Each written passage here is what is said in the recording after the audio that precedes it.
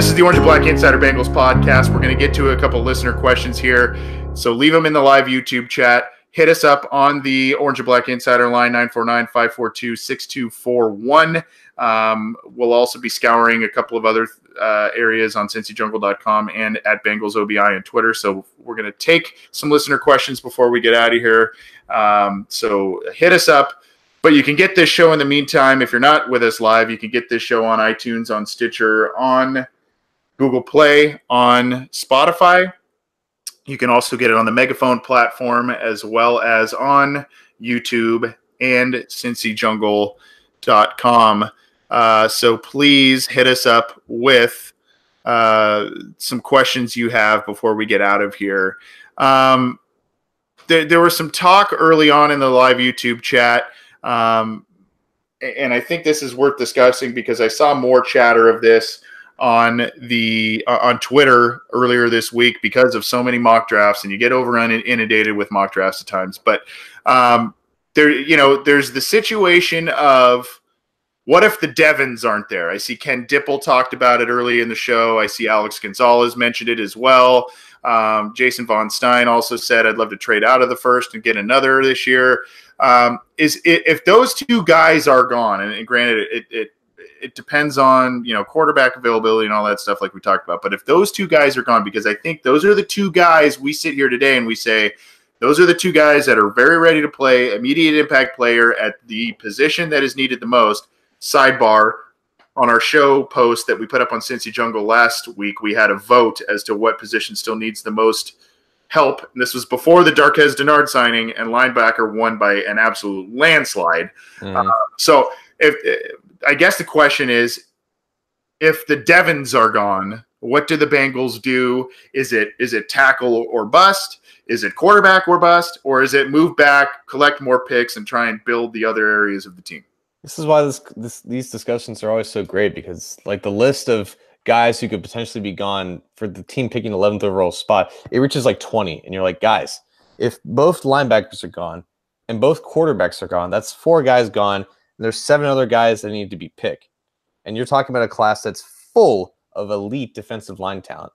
If both Devins are gone, both quarterbacks are gone, a guy like Ed Oliver could be there. A guy like Brian Burns, the edge rusher from Florida State, could be there. You're going to get a guy who should be a clear top 10 player available at 11th overall. And I don't even think most people have Devin Bush as that at the same level of grade as like a Devin White, who I think is rumored to go now no further than like 5th overall to the Buccaneers. He's probably going to go in the top 5.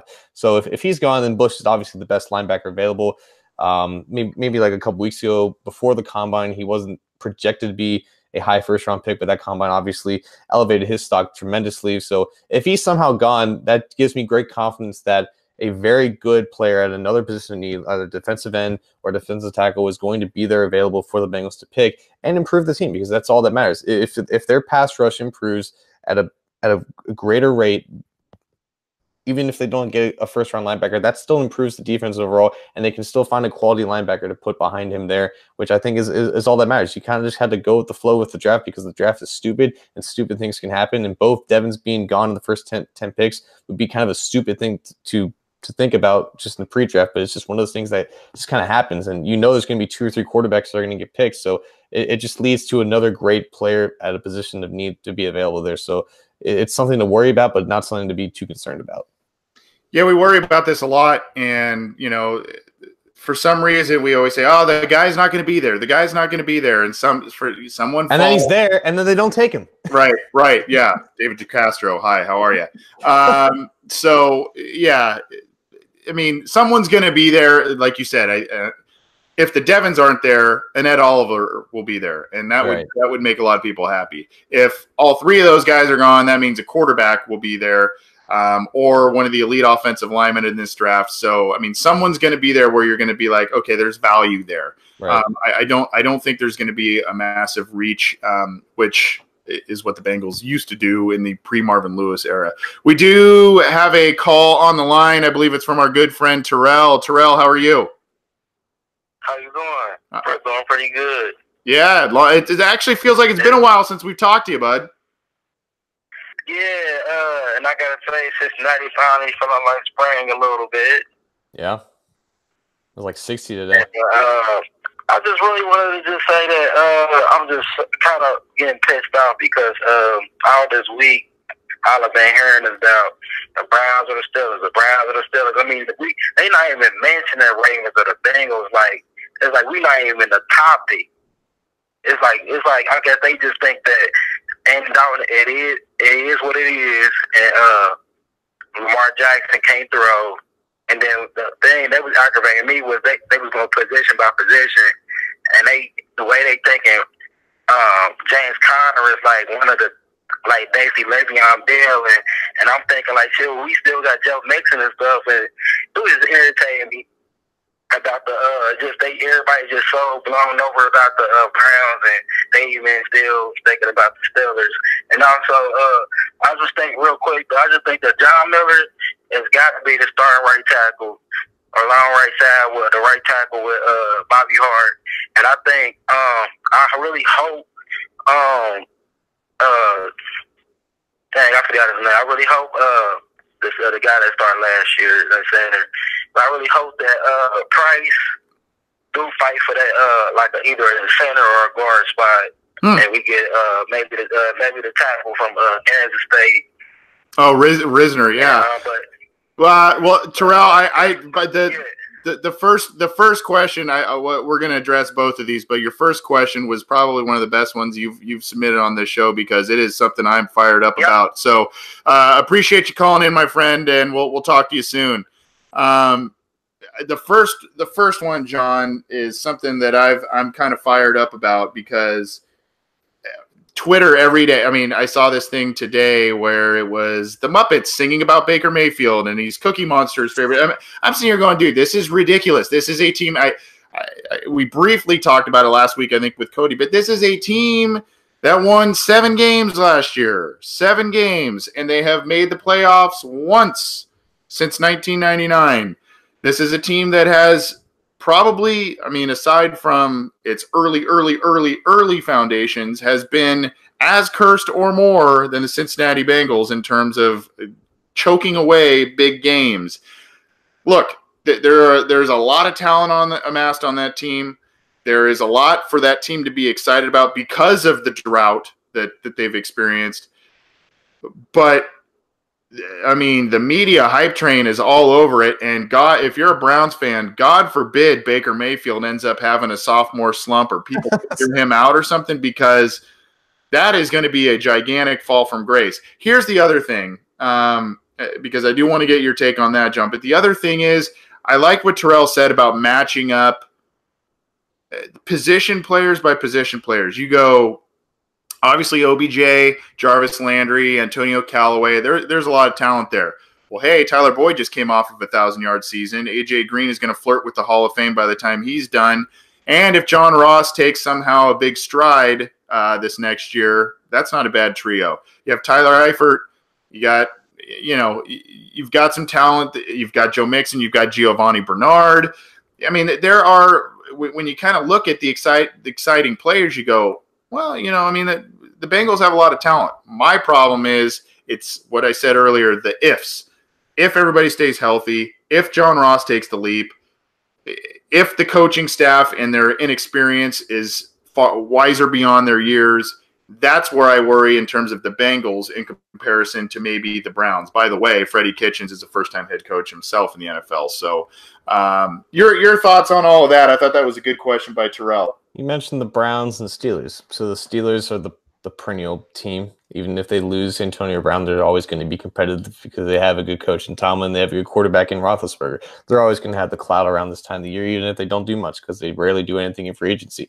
The Browns have done everything right since the end of the season. They hired the right head coach in Freddie Kitchens. They've surrounded Baker Mayfield with a lot of good talent on the offensive side of the ball. They made improvements in other areas beyond just free agency in terms of trade. So they've done everything right. And I don't think it's surprising that the media would credit them for doing the things correctly, because if there's ever a time to like the Browns, it's before they end up kicking off week 1, because you don't know what they're going to do beyond that.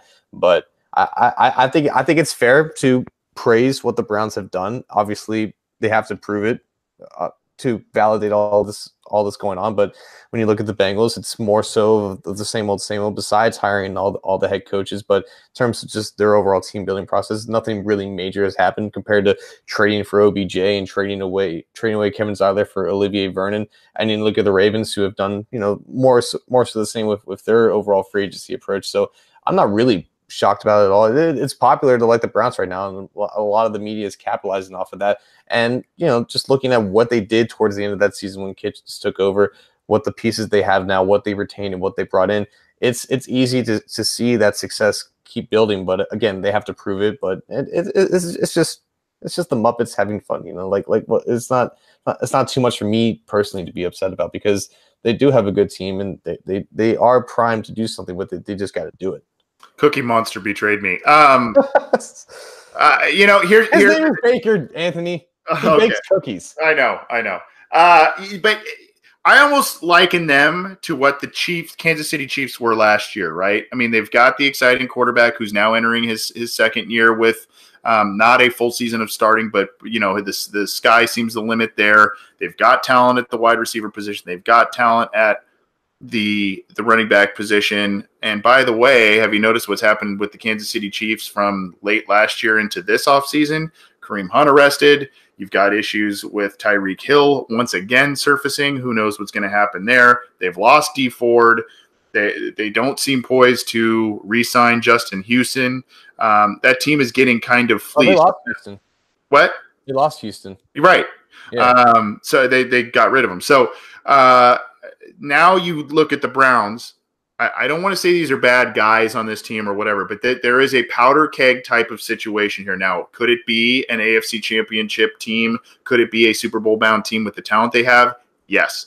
But Baker Mayfield was arrested in college. You've got Antonio Callaway with a myriad of issues himself. Kareem Hunt, I mentioned, who they picked up, is now going to be suspended for, I think, 8 games, and he has his issue. OBJ, not really the same issues, but was known sort of as a locker room issue, I guess. Who knows if he's not getting the ball enough, what's going to happen there? My point is, this has the ability to do this, or this has, especially with the buildup, it has the ability to completely implode. Maybe not even in 2019, but maybe we look at 2020, we look at 2021, especially inexperienced head coach. How do you manage all the egos? Am I off base with that? It's the John Dorsey factor, because a lot of those players that you mentioned, they're brought in by the Chiefs from Dorsey when he was there. Then he went to Cleveland, drafted Mayfield, who I don't think was a bad person. I think he got caught in a bad situation there. Right. They did draft Callaway, who had a myriad of issues.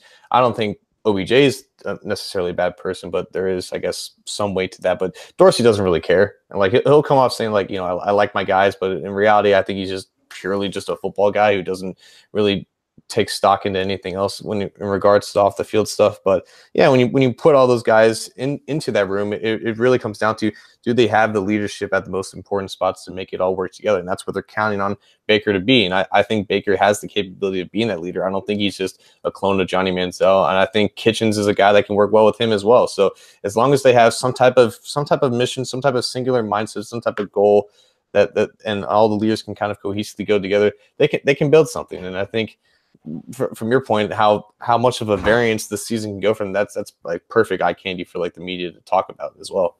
Yep. It's going to be very interesting watching this division this year in terms of new coaches, new talent, guys coming back to teams, the Steelers losing guys and who they replace them with, all of that. We've got a lot of stuff coming up for the draft for this program, both in terms of being involved in the SB Nation mock draft. So keep that in mind with that's primarily going to be on our audio feed. So check that out and make sure that you download that stuff, because both John and I think you're going to be involved, buddy. We're going to be involved in the SB Nation mock draft, and then as the draft happens, we're going to figure out a game plan on how to do that. We're hoping to bring in some guests and talk to some people in terms of reactions and everything that the Bengals do in a few weeks with the NFL draft. So keep it to our program and keep it to cincyjungle.com with all of the news updates and all that. This has been the Orange and Black Insider Bengals podcast. As I mentioned before, you can get this show on iTunes, on Stitcher, on Google Play, on Spotify, on Megaphone. You can also get it on YouTube and CincyJungle.com. We appreciate all the feedback. We appreciate the live listeners, and we appreciate all of you who download the show after the fact. Try and join us live sometime, and tell a fellow Bengals fan about our program. We love interacting with you guys. Appreciate it. See you next episode.